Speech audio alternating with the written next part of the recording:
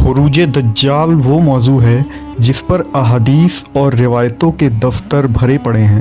ہر امت کے نبیوں نے اپنی قوم کو دجال سے آگاہ کیا۔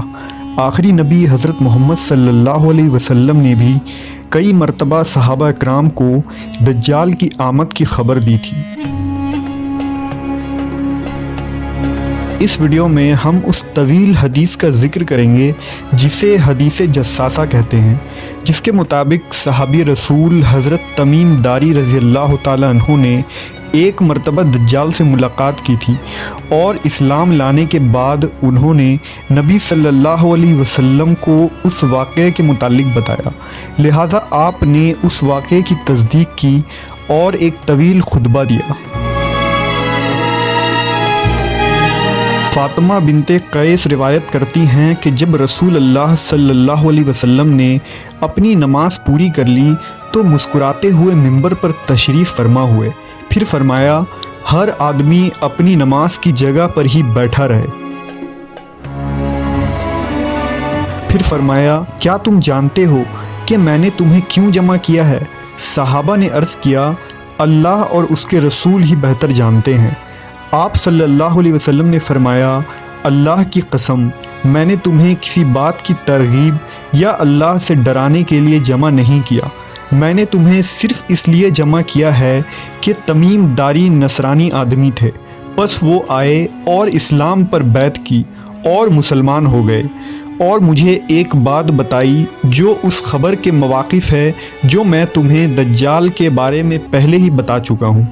چنانچہ آپ نے مجھے خبر دی کہ وہ بنو لخم اور بنو جذام کے 30 آدمیوں کے ساتھ ایک بحری کشتی میں سوار ہوئے، پس انہیں 1 ماہ تک بحری موجیں ڈھکیلتی رہیں، پھر وہ سمندر میں ایک جزیرہ کی طرف پہنچے، یہاں تک کہ سورج غروب ہو گیا، تو وہ چھوٹی چھوٹی کشتیوں میں بیٹھ کر جزیرہ کے اندر داخل ہوئے۔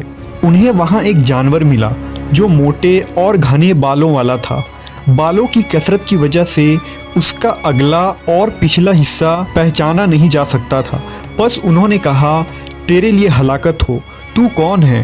اس نے کہا اے قوم اس آدمی کی طرف گرجے میں چلو کیونکہ وہ تمہاری خبر کے بارے میں بہت شوق رکھتا ہے۔ پس جب اس نے ہمارا نام لیا تو ہم گھبرا گئے کہ وہ کہیں جن نہ ہو، لہٰذا ہم جلدی جلدی چلے، یہاں تک کہ گرجے میں داخل ہو گئے۔ وہاں ایک بہت بڑا انسان تھا کہ اس سے پہلے ہم نے اتنا بڑا آدمی اتنی سختی کے ساتھ بندھا ہوا کہیں نہ دیکھا تھا۔ اس کے دونوں ہاتھوں کو گردن کے ساتھ باندھا ہوا تھا اور گھٹنوں سے ٹخنوں تک لوہے کی زنجیروں سے جکڑا ہوا تھا۔ ہم نے کہا تیرے لیے ہلاکت ہو، تو کون ہے؟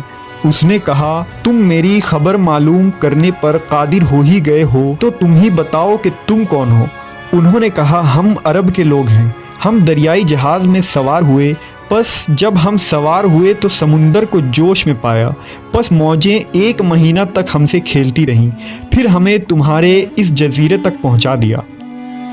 اس نے کہا میں جساسہ ہوں۔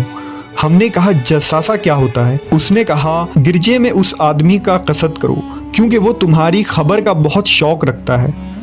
پس ہم تیری طرف جلدی سے چلے اور ہم گھبرائے اور اس سے پرامن نہ تھے کہ وہ جن ہو۔ اس نے کہا مجھے بیسان کے باغ کے بارے میں خبر دو۔ ہم نے کہا اس کی کس چیز کے بارے میں تم خبر معلوم کرنا چاہتے ہو؟ اس نے کہا میں اس کی کھجوروں کے پھل کے بارے میں پوچھنا چاہتا ہوں۔ ہم نے اس سے کہا ہاں پھل آتا ہے۔ اس نے کہا عنقریب یہ زمانہ آنے والا ہے کہ وہ درخت پھل نہ دیں گے۔ اس نے کہا مجھے بحیرہ طبریہ کے بارے میں خبر دو۔ ہم نے کہا اس کی کس چیز کے بارے میں تم خبر معلوم کرنا چاہتے ہو؟ اس نے کہا کیا اس میں پانی ہے؟ ہم نے کہا اس میں پانی کثرت کے ساتھ موجود ہے۔ پھر اس نے کہا عنقریب اس کا سارا پانی ختم ہو جائے گا۔ پھر کہا مجھے زغر کے چشمے کے بارے میں بتاؤ۔ ہم نے کہا اس کی کس چیز کے بارے میں تم معلومات چاہتے ہو؟ اس نے کہا کیا اس چشمے میں وہاں کے لوگ اس کے پانی سے کھیتی باڑی کرتے ہیں؟ ہم نے کہا ہاں یہ کثیر پانی والا ہے اور وہاں کے لوگ اس کے پانی سے کھیتی باڑی کرتے ہیں۔ پھر کہنے لگا مجھے امیوں کے نبی کے بارے میں خبر دو کہ اس نے کیا کیا۔ ہم نے کہا وہ مکہ سے نکلے اور یثرب یعنی مدینہ میں اترے ہیں۔ کہنے لگا کیا راستے میں عروہ نے جنگ کی ہے؟ ہم نے کہا ہاں۔ اس نے کہا اس نے اہل عرب کے ساتھ کیا سلوک کیا؟ ہم نے اسے بتایا کہ وہ اپنے ملحقہ حدود کے عرب پر غالب آ گئے ہیں اور انہوں نے ان کی اطاعت کی ہے۔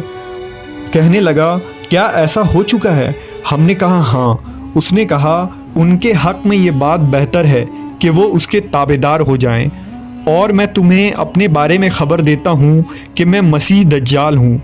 ان قریب مجھے نکلنے کی اجازت دے دی جائے گی، پس میں نکلوں گا اور میں زمین میں چکر لگاؤں گا اور 40 راتوں میں ہر بستی میں اتروں گا، لیکن مکہ اور مدینہ کے علاوہ، کیونکہ ان دونوں پر داخل ہونا میرے لیے حرام کر دیا جائے گا اور اس میں داخل ہونے سے مجھے روکا جائے گا، اور اس کی ہر گھاٹی پر فرشتے پہرہ دار ہوں گے۔ حضرت فاطمہ بنت قیس نے کہا کہ رسول اللہ صلی اللہ علیہ وسلم نے اپنی انگلی کو منبر سے چبھویا اور فرمایا یہ طیبہ ہے، یہ طیبہ ہے، یہ طیبہ ہے، یعنی مدینہ ہے۔ کیا میں نے تمہیں یہ باتیں پہلے ہی بیان نہ کر دی تھی؟ لوگوں نے عرض کیا جی ہاں۔ فرمایا بے شک مجھے تمیم کی اس خبر سے خوشی ہوئی کہ وہ اس حدیث کے مواقف ہے جو میں نے تمہیں دجال اور مدینہ اور مکہ کے بارے میں بیان کی تھی۔ آگاہ رہو، دجال شام یا یمن کی سمندر میں ہے نہیں، بلکہ مشرق کی طرف ہے، وہ مشرق کی طرف ہے، وہ مشرق کی طرف ہے۔